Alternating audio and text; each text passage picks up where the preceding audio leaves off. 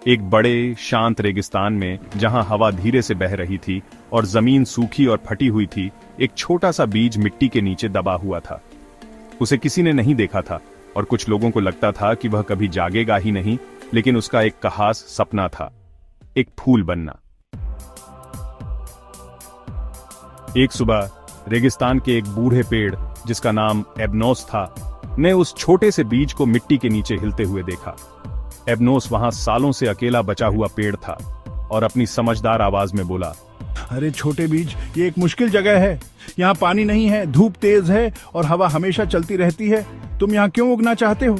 बीज ने थोड़ा सोचा और फिर बहादुरी से जवाब दिया, क्योंकि यह मेरा घर है। चाहे कितना भी मुश्किल हो, मैं कोशिश करना चाहता हूँ। एबनोस धीरे से मुस्कुराया और अपनी शाखाओं को हिलाकर बीज को हवा से बचाया। तो मैं जितना हो सके तुम्हारी रक्षा करूंगा, लेकिन तुम्हें ताकत से ज्यादा सब्र की जरूरत होगी। बीज ने अपनी पूरी ताकत से मिट्टी से अपना रास्ता बनाना शुरू कर दिया। हर रोज वह ऊपर आने के लिए संघर्ष करता रहा, लेकिन जमीन सख्त और सूखी थी। कुछ रातों में बीज थकान महसूस करता था। एक रात जब आसमान में चांद चमक रहा था, एस्ट्रा नाम का एक जादुई तारा उसे नमस्ते कहने के लिए नीचे आया। एस्ट्रा की एक शांत और कोमल रोशनी थी, जिससे रेगिस्तान कम डरावना लग रहा था। नमस्ते छोटे बीज, मैं देख रहा हूँ कि तुम बहुत मेहनत कर रहे हो। याद रखना, भले ही अभी तुम्हें पानी न दिख रहा हो, लेकिन हमेशा उम्मीद होती है।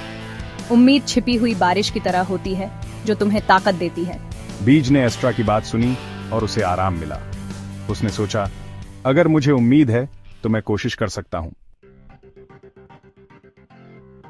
अगले दिन हवा पहले से भी तेज चलने लगी। बीज ने अपनी सभी जड़ों से जमीन को पकड़ लिया, लेकिन उसे लगा कि वह हवा का सामना करने के लिए बहुत छोटा है।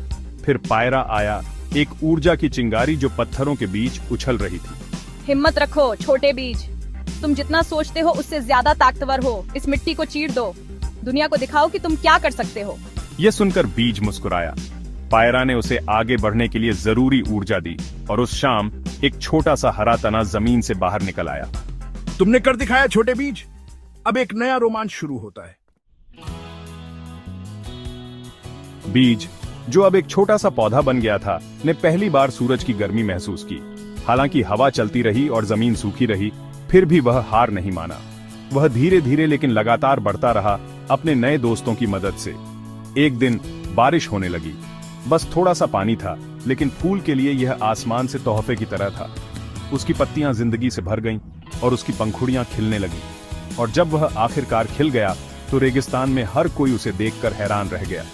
वह अब तक का सबसे खूबसूरत फूल था। उसकी पंखुड़ियां चमकीले रंगों से भरी हुई थीं, मानो इंद्रधनुष के रंगों से रंगी गई हों। रेगिस्तान से गुजर रहे यात्री अपनी आंखों पर यकीन नहीं कर पा रहे थे। उनमें से एक, जिसके हाथ में पानी की बोतल थी, बोला, यह कमाल है। अगर यह फूल यहाँ इस सूखी जगह पर उग सकता है, तो हम भी अपनी मुश्किलों से पार पा सकते हैं। फूल ने ये शब्द सुने और उसे खुशी हुई। न सिर्फ उसकी मेहनत ने उसे बढ़ने में मदद की, बल्कि उसने दूसरों को भी हार न मानने के लिए प्रेरित किया। उस रात जब रेगिस्तान चांद की रोशनी में सो रहा था, एस्ट्रा उससे फिर से मिलने आया। तुमने कर दिखाया छोटे फूल, अब तुम सबके लिए उम्मीद की किरण हो। पायरा उसकी पंखुड़ियों के पास उछलता हुआ आया और उत्साह से बोला, मुझे पता था कि तुम कर लोगे। तुम इस बात का सबूत हो कि कुछ भी नामुमकिन नहीं है। एबनोस ने अपनी जगह से धीरे से कहा, छोटे फूल, कभी मत भूलना कि तुम कितने बहादुर थे। फूल वहीं खड़ा रहा, रेगिस्तान के बीच में, सबको याद दिलाने के लिए कि चाहे हालात कितने भी मुश्किल क्यों न लगे, उम्मीद, ताकत और थोड़ी सी मदद से हम सबसे अजीब जगहों पर भी फल फूल सकते हैं। खत्म। और जादुई कहानियों के लिए सब्सक्राइब करें।